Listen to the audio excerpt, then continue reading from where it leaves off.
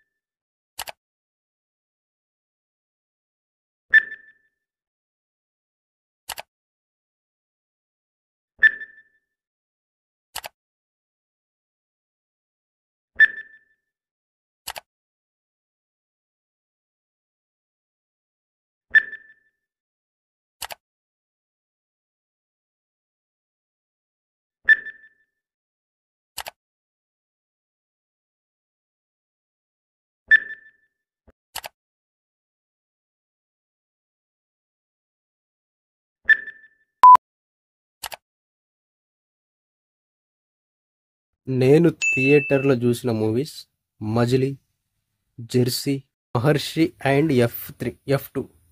Favourite movie వచ్చేసి సాహో.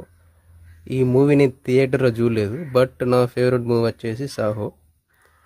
ఈ movie అంతగా ఆడలేదు కానీ నాకు చాలా ఇష్టం ఈ మూవీ అంటే, ఫేవరెట్ మూవీ.